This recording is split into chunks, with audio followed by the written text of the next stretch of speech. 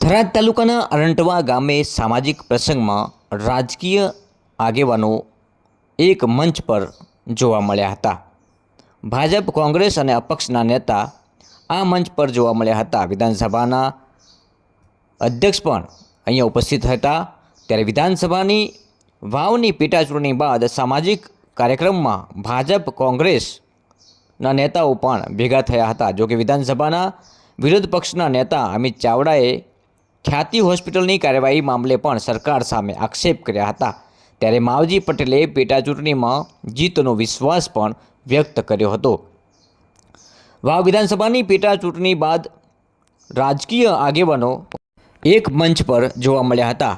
થરાદ તાલુકાના અરંટવા ગામે સામાજિક કાર્યક્રમ પ્રસંગમાં વિધાનસભાના અધ્યક્ષ શંકરભાઈ ચૌધરી, પૂર્વ સાંસદ પરબતભાઈ પટેલ, સાંસદ જ્ઞાનીબેન ઠાકોર, પૂર્વ સાંસદ હરિભાઈ ચૌધરી અને અપક્ષ ઉમેદવાર માવજીભાઈ પટેલ પણ એક મંચ પર જોવા મળ્યા હતા। જો કે અહીં કોંગ્રેસના વાવના ઉમેદવાર ગુલાબસિંહ રાજપૂત, કોંગ્રેસના આગેવાન ઠાકરસિંહ રબારી, કોંગ્રેસ પ્રમુખ ભરતસિંહ વાઘેલા, પૂર્વ ધારાસભ્ય શિવાભાઈ ભુરિયા જેવા અનેક સામાજિક આગેવાનો અહીં ઉપસ્થિત રહ્યા હતા। ત્યારે પૂર્વ જિલ્લા પંચાયતના પ્રમુખ પિનલબેન પણ અહીંયા ઉપસ્થિત રહ્યા હતા। જો કે સામાજિક પ્રસંગે આ નેતાઓએ એક મંચ પર આવી અને સામાજિક દાયિત્વ જાળવ્યું હતું। ત્યારે વિધાનસભાના વિરોધ પક્ષના નેતા અમિત ચાવડાએ ખ્યાતિ હોસ્પિટલના વિવાદ મુદ્દે સરકાર હજુ સુધી તપાસ નથી કરી રહી અને કરી પણ શકી નથી, તપાસના મૂળ સુધી નથી પહોંચી શકી અને સરકાર પર ગંભીર આક્ષેપ પણ કર્યા હતા।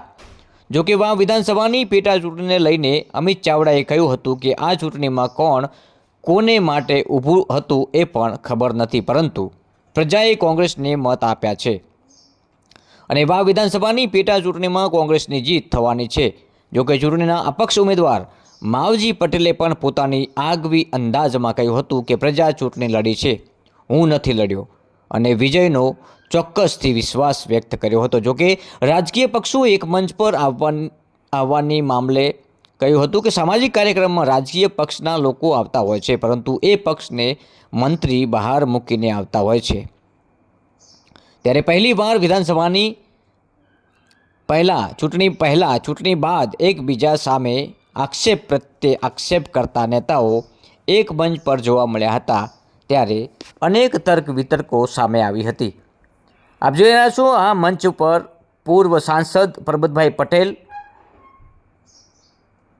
સાંસદ જ્ઞાનીબેન ઠાકોર, અપક્ષમાંથી ઉમેદવાર તરીકે લડેલા માવજી પટેલ સાથે ધાર્મિક સંતો પણ અહીં ઉપસ્થિત રહ્યા હતા।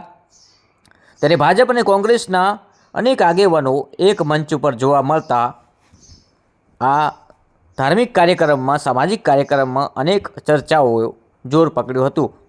ત્યારે વિધાનસભાના અધ્યક્ષ શંકરભાઈ ચૌધરી પણ અહીંયા ઉપસ્થિત રહ્યા હતા।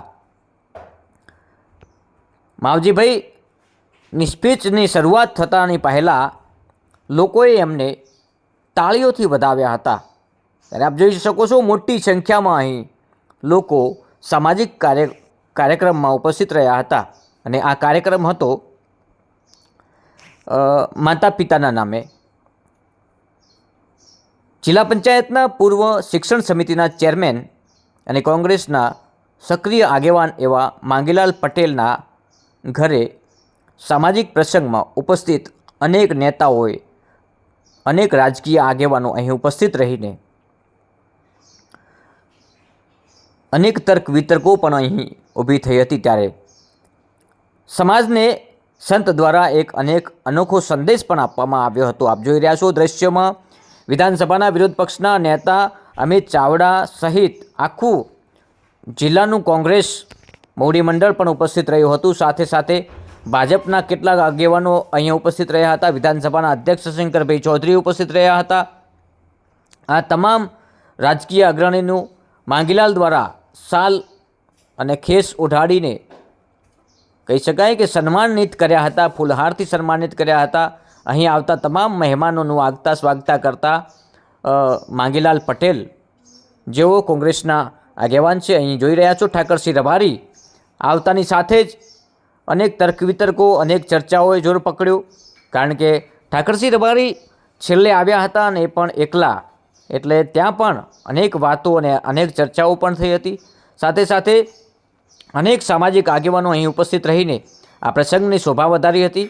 આ પ્રસંગ હતો સામાજિક, અને સામાજિક પ્રસંગમાં માંગીલાલના ઘરે અનેક મહાનુભાવો ઉપસ્થિત રહીને આ પ્રસંગની શોભા વધારીને એક સમાજને સંદેશ પણ આપ્યો હતો. સાથે સાથે શિક્ષણ માટે પણ માંગીલાલ પટેલ દ્વારા કહી શકાય કે અધધ કહી શકાય એવું 1 કરોડ રૂપિયાનું દાન પણ આપવામાં આવ્યું હતું. અહીં કહી શકાય કે માંગીલાલના પિતાશ્રી પણ એક મોટા દાનવીર હતા, સમાજ માટે અનેક કામ કર્યા છે. ત્યારે માંગીલાલ પણ કેમ પાછા રહી જાય, આ એક દાખલો સમાજમાં બેસાડ્યો છે. ત્યારે જીવન પર્વનો આ અનોખો ઉત્સવ માંગીલાલના માતા પિતાના જીવન ને અર્પણ કરવામાં આવ્યો હતો.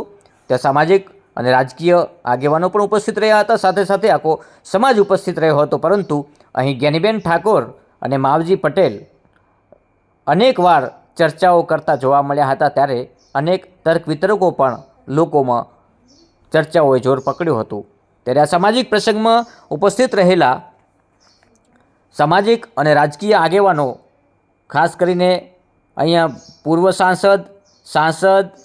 સાંસદ હરિભાઈ પણ અહીંયા ઉપસ્થિત હતા, પરબતભાઈ પટેલ પણ ઉપસ્થિત હતા, અને સાથે સાથે સાંસદ જ્ઞાનીબેન ઠાકોર અહીંયા ઉપસ્થિત હતા. અને મહત્ત્વની વાત કે વિધાનસભાના અધ્યક્ષ પણ અહીં પહોંચ્યા હતા અને આ કાર્યક્રમની શોભા વધારીને માંગીલાલને અભિનંદન અને શુભેચ્છાઓ પણ પાઠવી હતી. અહીં આ જ કાર્યક્રમમાં ભરતસિંહ વાઘેલા, ધાંધરાના અનેક આગેવાનો હતા, જોઈતાભાઈ હતા, શિવાભાઈ ભુરિયા, પૂર્વ ધારાસભ્ય દિયોદર, એટલે કહી શકાય કે મોટી સંખ્યામાં માંગીલાલ સાથે સંકળાયેલા તમામ રાજકીય આગેવાનોને અહીંયા આમંત્રણ આપવામાં આવ્યું હતું. ને માંગીલાલ પટેલના આમંત્રણને માન આપીને આ કાર્યક્રમ, સામાજિક કાર્યક્રમમાં શોભા વધારવા માટે મોટી સંખ્યામાં અહીંયા લોકો ઉપસ્થિત રહ્યા હતા. અને ખાસ કરીને મહત્ત્વની વાત અહીંયા એ છે કે સંત દ્વારા સમાજને વ્યસનથી દૂર રહેવા માટે એક સંદેશો પણ આપ્યો હતો. આ અમારી સમાજનો છઠ અંક જે ઉજવણો કહેવાય, જીવન પર્વ કહેવાય. મારી માતૃશ્રી જે બેઠા છે એ 4 ધામની જાત્રા કરી અને એમનો બેઠા બેઠા આપણે આખી સમાજને જોધપૂર્તિ કરીને અમદાવાદ સુધી બધાને બોલાવીએ અને સ્નેહ મિલન જેવું કાર્યક્રમ હોય એ અમારે ઉજવણો કહે છે. ને એ ઉજવણો કાર્યક્રમ હતો. અને એ પ્રસંગે આજે સામાજિક લોકોને, બીજા મારા મિત્રવર્તુને, અહીંયા આ વિસ્તારના તમામ જાતિના લોકોને અને તમામ પક્ષાપક્ષીથી ઉપર ઉઠીને બધા આગેવાનોને આ કાર્યક્રમમાં બોલાવ્યા હતા. ભાજપ, કોંગ્રેસ, અપક્ષ બધા આજે મંચ ઉપર હતા. આ સામાજિક કાર્યક્રમ હતો અને સમાજના કાર્યક્રમમાં જ્યારે આવવાનું હોય ત્યારે જાતિના પગરખાં દરવાજાની બહાર ઉતારીને બધા આવતા હોય છે. અને એ રીતે આપણા અતિથિ દેવો ભાવ એ આતિથ્ય સાથે મેં એમને બોલાવ્યા હતા. અને એ લોકો પણ આતિથ્ય દેવો ભાવની લાગણી અનુભવી અને આજે મારા કાર્યક્રમમાં હાજરી આપી નતમસ્તક થઈ એમને વંદન કરું છું.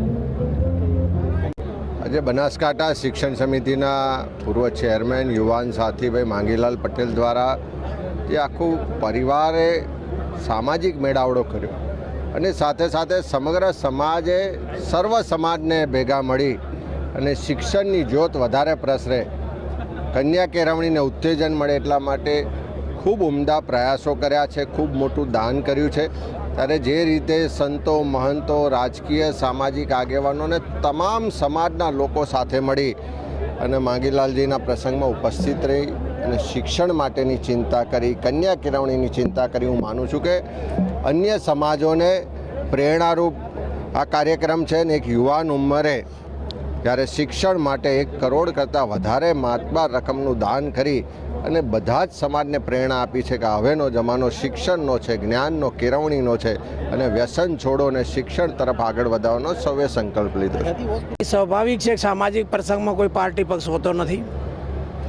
અને જ્યારે અમારા 6 ગામ અને બાકીનો જેને સોતાળો કહે એમનું એટલે બધું સામૂહિક બધાનું આમંત્રણ હતું.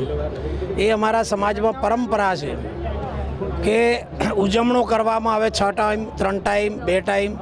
અને મોગીલાલભાઈએ 4 ટાઈમ ઉજવણો કરી અને આખા સમાજને સોતાળાને ભેળો પણ કર્યો.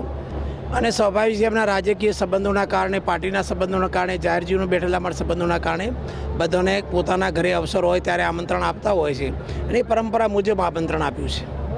મતદાન પૂરું થયું, હવે પરિણામ ખૂબ સારું જ આવશે. તમારો સહકાર ખૂબ મળ્યો છે. મીડિયાવાળાને જેટલો આભાર માનો એટલો ઓછું છે. પ્રજાનો તો કોઈ વાત જ છોડો, પ્રજા તો અડી ખમરી છે. 100% વિશ્વાસ છે સાહેબ, 100% વિશ્વાસ છે. યુવાનોએ માર્યા છે, યુવાનોએ વડીલોએ આશીર્વાદ આપ્યા ને યુવાનો છગા જ માર્યા છે.